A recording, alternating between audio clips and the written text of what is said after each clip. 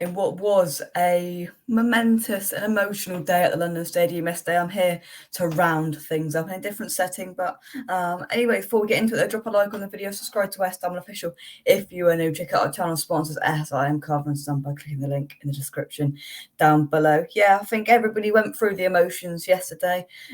A very good game for the neutral, a very high-scoring game, and a game that pretty much sums up Mr. West Ham's career, I think.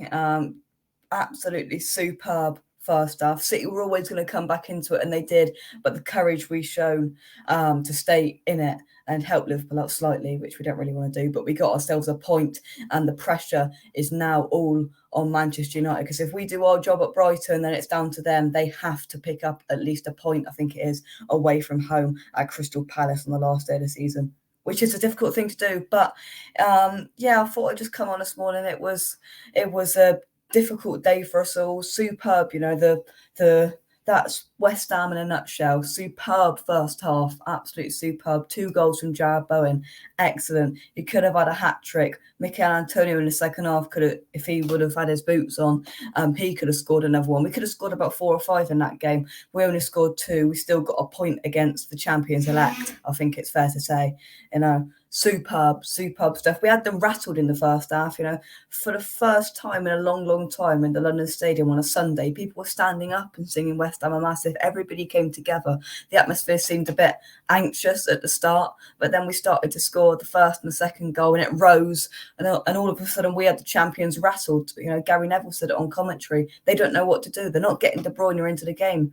The fullbacks aren't having their normal effect because we were shutting them down every single time. They still look dangerous because we're talking about Man City here, but how good were we to shut them down every single time? Yes, I know that he, in the end, conceded the penalty, but Craig Dawson, once again, I don't know how many times sat here watching that game yesterday, I said, good header Dawes, good block Dawes.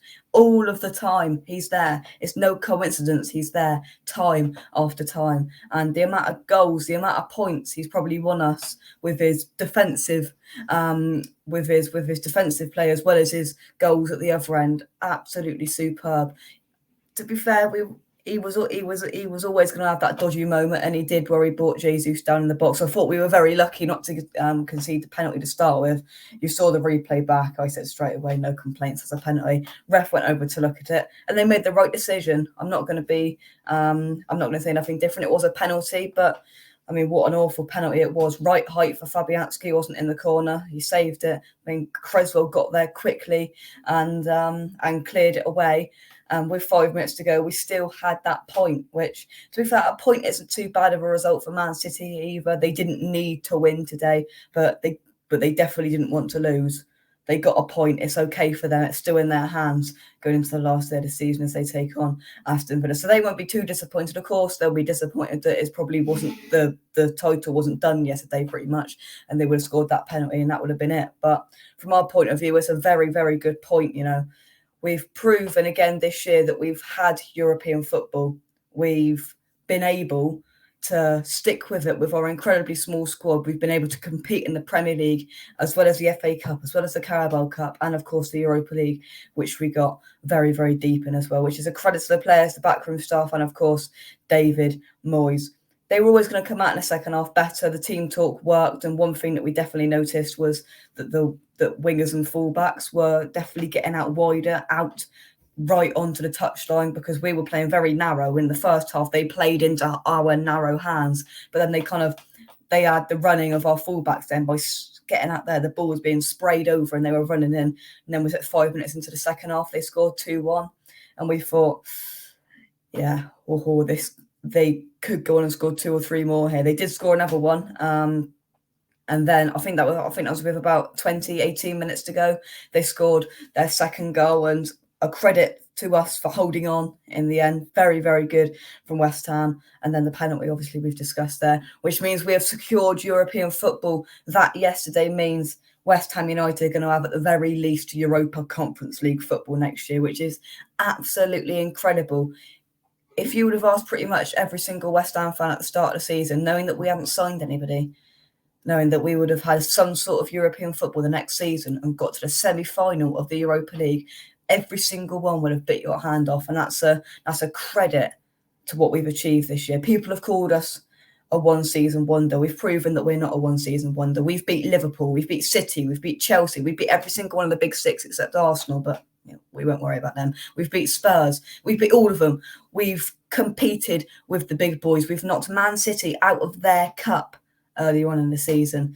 We've had some heroic nights at the London Stadium. We've had some heroic afternoons against Liverpool and Chelsea as well. And of course, the Europa League nights. It's just been an absolutely incredible season, and it will just top it off completely if we can get past our little bogey team, Brighton, and pick up 3 points and send Man United to the Conference League next weekend and put us up into that Europa League spot. It would just top off an amazing season. We look back and think, if we would have signed some players, could we have been challenging to try and get into that Champions League this year? Maybe, but we can't do anything about that now. We've got to focus on the future. Mark Noble is now saying goodbye.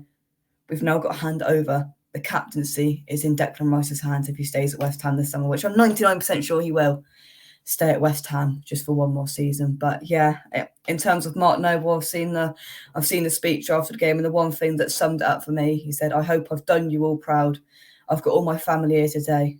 And he said, "When I mean my family, I mean 60,000 of you." Superb from Mark Noble, and the whole ceremony, from what I've seen of it, little clips, it looked very good. Fair play to West Ham. And then him coming out before the game, the 16th minute applause was very good, and just for him to have his 10 minutes at the end was just excellent. It just sums it up, with a tear in his eye, giving his speech was truly special. One thing I do want to mention as well is a very credit to David Moyes as well for bringing Andrei Yarmolenko on the last minute. Obviously, it's going to be his last home appearance for West Ham, just for him to get a send-off, because we've got to give him a huge thank you for this year, because he scored some incredibly crucial goals in his West Ham career. Yes, he hasn't been fantastic, but you look at it, he scored that goal against Villa that earned us 2 points. He scored against Sevilla, which has sent us through to the quarterfinals of the Europa League. Absolutely superb. And that goal against Chelsea to keep us up that year. Credit to David Moyes for giving Andrei Yarmolenko that couple of minutes at the end, just to give him the send-off that he deserved. But anyway, an emotional day. We picked up the point yesterday, which was very, very good. We would have all taken a point yesterday before the game kicked off. We could have got 3 in the end. I think most of us are disappointed that we didn't pick up the 3. That's how far we have come. But hey-ho, it is what it is. We move on to Brighton next week in what is an absolutely massive game now. Superb send-off for Noble. What a performance it was. We picked up a point against City. But yeah, come on your irons. We move on to next week against Brighton, and I'll catch you then. Bye-bye.